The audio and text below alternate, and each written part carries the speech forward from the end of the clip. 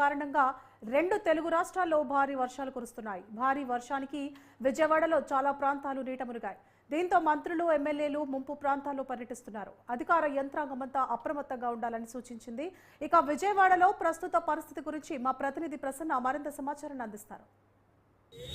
రాష్ట్ర వ్యాప్తంగా కురుస్తున్న భారీ వర్షాలకి విజయవాడ కాకుండా ఇతర నగరాలు కూడా మునిగిపోయాయి. ప్రస్తుతం మనం విజయవాడ ఆ నీళ్ళలో మునిగిపోయిన పరిస్థితి ప్రధానంగా కనిపిస్తుంది. సింగనగర్ కావచ్చు, లేకపోతే బుడమేరు వాగుదొడ్డి ప్రాంతాలు కావచ్చు, ఇవన్నీ కూడా బాగా నీటిలో మునిగిపోయిన పరిస్థితి ప్రధానంగా ఉందని చెప్పుకోవచ్చు. ఎందుకంటే ఒక రోజు 24 గంటల పాటు అర్ధరాత్రి మొదలుపెట్టి బాగా వర్షం కురిసిన పరిస్థితి అయితే ప్రధానంగా కనిపిస్తుంది.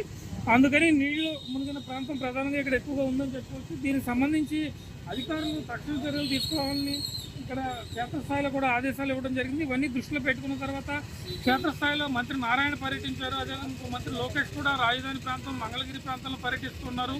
ఎలాంటి ఇబ్బందులు లేకుండా, ఎలాంటి సంఘటనలు జరగకుండా జాగ్రత్త వహించాలని కూడా చెప్పడం జరిగింది. ఎప్పటికప్పుడు ముఖ్యమంత్రి కూడా పరిస్థితిని విపత్తు నిర్వహణ శాఖలో ప్రత్యేకంగా ఏర్పాటు చేసిన మానిటరింగ్ నుంచి అక్కడ మానిటరింగ్ చేయడం జరుగుతుంది. అక్కడ ఒక సెల్ కూడా ఏర్పాటు చేశారు. హోంమంత్రి కూడా అక్కడే ఉన్నారు. మొత్తానికి ఆంధ్రప్రదేశ్లో కురుస్తున్న వర్షాలకు సంబంధించి ప్రభుత్వం ఎప్పటికప్పుడు అలర్ట్ అయిందని మనం చెప్పుకోవచ్చు. కెమెరా పర్సన్ శ్రీనివాస్తో ప్రసన్న, న్యూస్ 360 అమరావతి.